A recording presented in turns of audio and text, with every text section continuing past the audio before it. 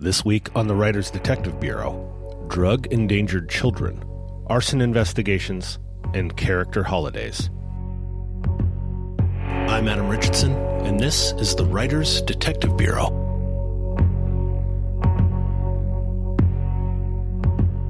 Episode 21 on 1221.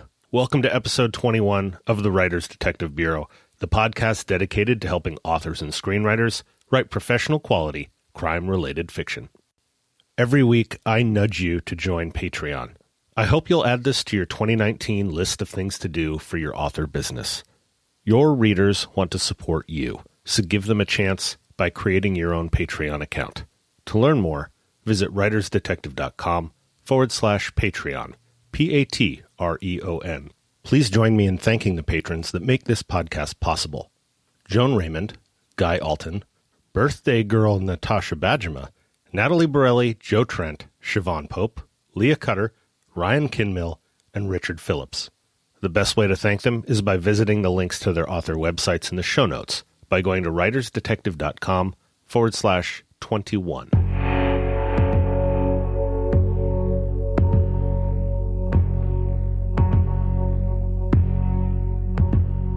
This week's first question comes from Lisa Marie Miles, and you can find her work at writingwildproofreading.com. Lisa asks, why isn't it a crime when a mother gives birth to a baby who tests positive for drugs? Well, the short answer is that it might actually be a crime. From a law enforcement perspective, we can only deal with laws that are currently on the books. So in the United States, it's the legislature, those politicians, particularly at the state level, the state senators and the state assembly members, whose job it is to enact state laws to deal with these issues. So cops and prosecutors can try to get creative with proving an existing law applies to the circumstances of a particular case that they're investigating. And to that end, I actually found an article from 2015 in The Atlantic, which I will link to in the show notes, and I'd like to read a little bit of that.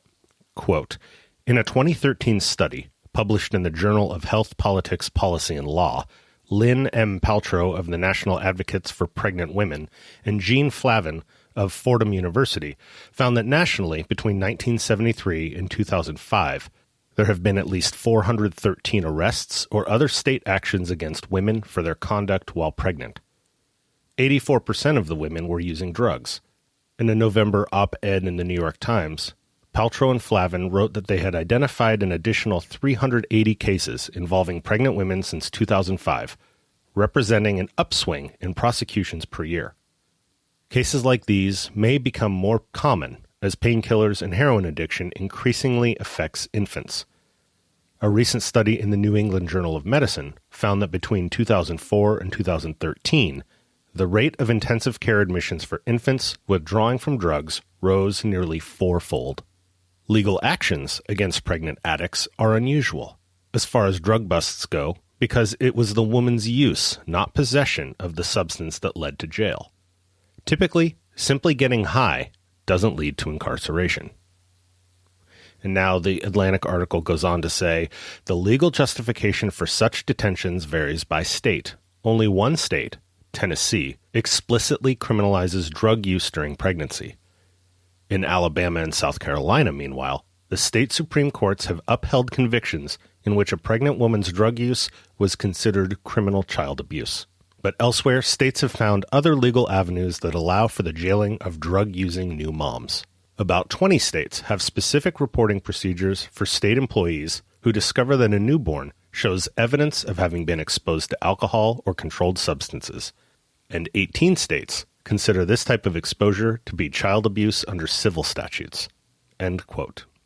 So to summarize another portion of the Atlantic's article, since most states in the U.S. do not have laws specific to giving birth to a drug-addicted child, prosecutors would need to be creative in proving that existing child endangerment laws and illicit drug use laws apply to the specific case they're presenting to the court. In other words, this will be a challenge that involves a lot of work, in both a legal sense and in an actual number of hours spent working, in order to bring this case to fruition. As our opioid crisis worsens in this country, and it is getting dramatically worse as we speak thanks to fentanyl, I anticipate the country will see more opioid-addicted babies in the coming years.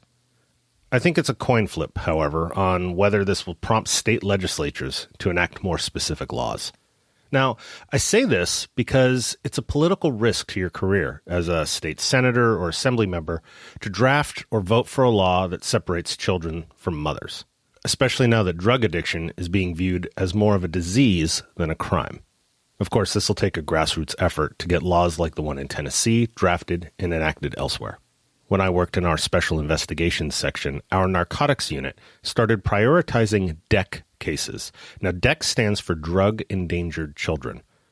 So when we kicked down the door of a drug dealer, our first priority became proving child endangerment. That meant having the children tested for exposure to drugs, documenting where the drugs were found and whether they could be easily accessed by children, to the point that I started carrying a measuring tape in my search warrant kit in order to photo document that the child, who might be 32 inches tall, can reach the meth pipe that we found on top of the 22-inch tall bedside nightstand. It's been my experience, in California at least, that these DEC cases, these felony child endangerment cases, lead to actual jail or prison time for the drug dealer, unlike a straight drug sales case. And of course, the priority should always be protecting the children. Thanks for your question, Lisa. You can find Lisa Marie Miles at writingwildproofreading.com.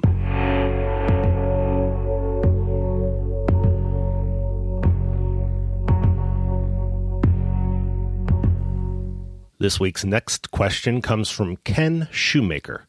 Ken writes, "In arson investigation, we must first determine if a crime has been committed. Who takes the lead if someone has been murdered and their house vehicle has been set on fire? In our area here in McLean County, the Sheriff's Department has trained first responders to go to the scene. We also rely on the State Fire Marshal's Office. Your listeners might also like to learn some of the cause and origins of the fire. I've been asked this many times. I do have a working knowledge of arson investigation from 25 years as a firefighter. Thanks again, and keep up the good work." Thank you very much, Ken, and I know that you have been active in our Writers Detective Q&A group on Facebook, so I really appreciate your expertise, and thank you for submitting a question.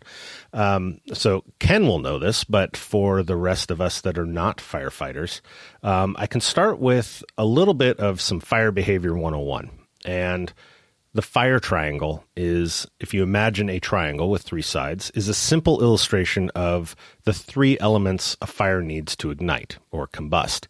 Those three sides of that imaginary fire triangle are heat, fuel, and oxygen.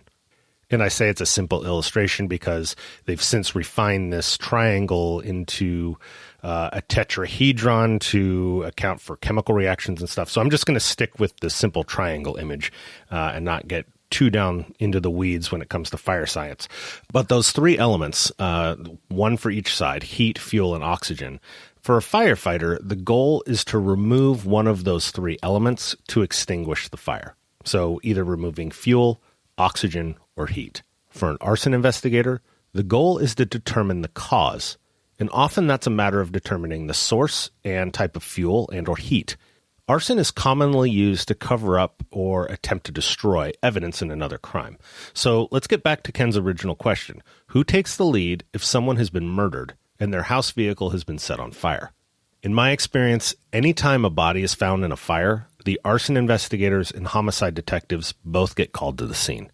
From what I've seen, the homicide detectives would ultimately be the lead as far as piecing together the entire case, but the arson investigators would be the subject matter experts that the homicide detectives rely upon to determine the facts surrounding the fire itself.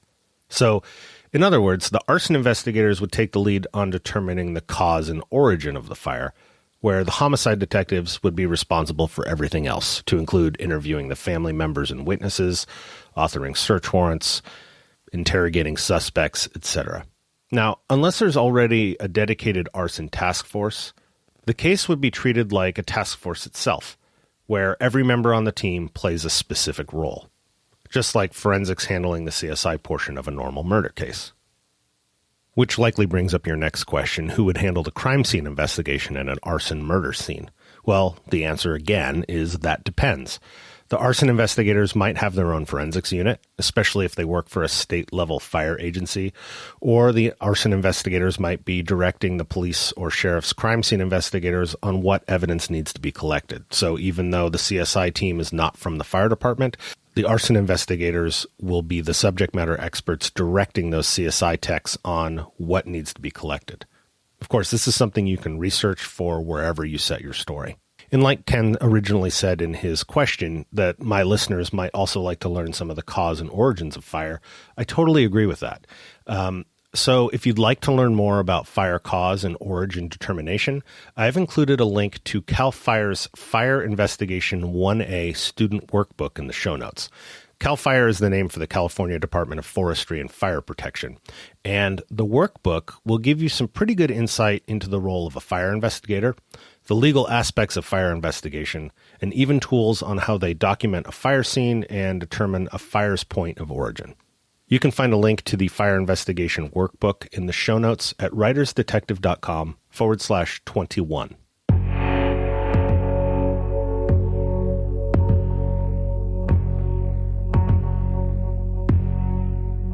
And this week's third question is one I'm posing to you. So it's more of a holiday-based writing prompt, really. So my question is this: in 500 words or less, what is your hero's or villain's most vivid holiday memory from childhood? And how has this memory shaped who your hero or villain has become as an adult? If you're comfortable sharing your response, send it to me by going to writersdetective.com/podcast and pasting that response in where you'd normally submit your questions.